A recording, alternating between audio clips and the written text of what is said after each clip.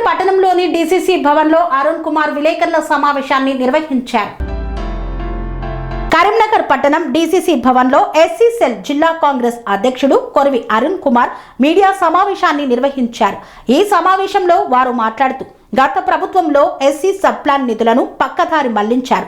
ఎస్సీలను రాజకీయంగా వాడుకున్నారు తప్ప వారికి ఎలాంటి ప్రయోజనాలు చేకూర్చలేదు. కావున ఈ రేవంత్ రెడ్డి ప్రభుత్వంలో ఎస్సీ సెల్ డీసీసీ అధ్యక్షుడిగా పదవి బాధ్యతలు స్వీకరిస్తున్న మానకొండూరు శాసనసభ్యులు డాక్టర్ కవ్వంపల్లి సత్యనారాయణ ప్రమాణ స్వీకారానికి దళితులు, విద్యార్థులు, యువకులు, అన్ని కుల సంఘాలు ఈ కార్యక్రమానికి హాజరై విజయవంతం చేయవలసిందిగా విజ్ఞప్తి చేశారు.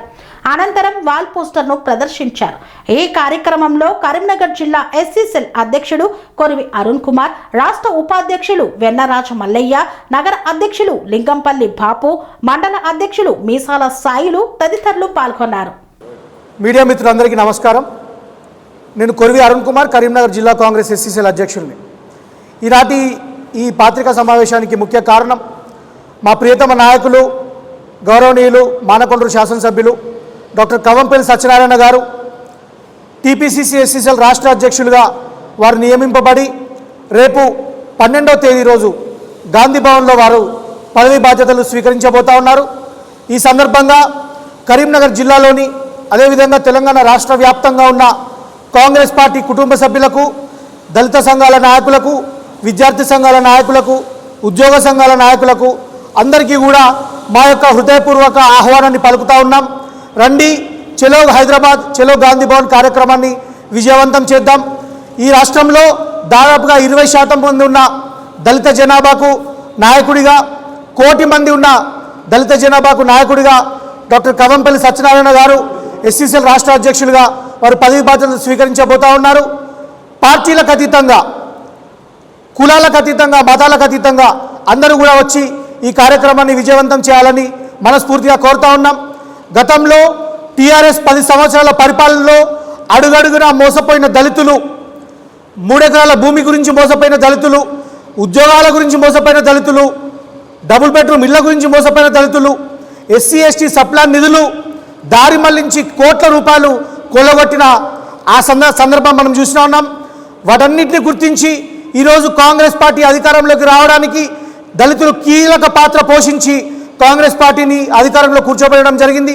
అటువంటి కాంగ్రెస్ పార్టీలో ఎస్సీ సెల్ రాష్ట్ర అధ్యక్షులుగా దళిత విభాగానికి అధిపతిగా కవ్వంపల్లి సత్యనారాయణ గారు రేపు పదవి బాధ్యతలు స్వీకరించబోతా ఉన్నారు. కాబట్టి అందరూ కూడా వేలాదిగా, లక్షలాదిగా రేపు హైదరాబాద్కు తరలొచ్చి ఈ కార్యక్రమాన్ని విజయవంతం చేయవలసిందిగా మనస్ఫూర్తిగా కోరుతా ఉన్నాం. పనేసియా మెరిడియన్ హాస్పిటల్స్ ప్రతి సామాన్యుడికి అందుబాటులో అంతర్జాతీయ వైద్య ప్రమాణాలతో వైద్యం, 24 గంటల అంబులెన్స్ సర్వీసుతో పాటు అత్యవసర సేవలతో ఏర్పాటైన చికిత్సా విభాగం.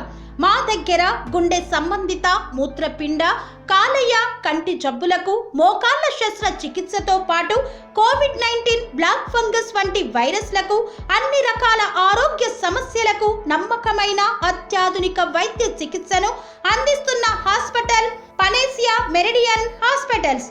మీ ఆరోగ్య సమస్య ఏదైనా ఇప్పుడు పరిష్కారం సాధ్యం.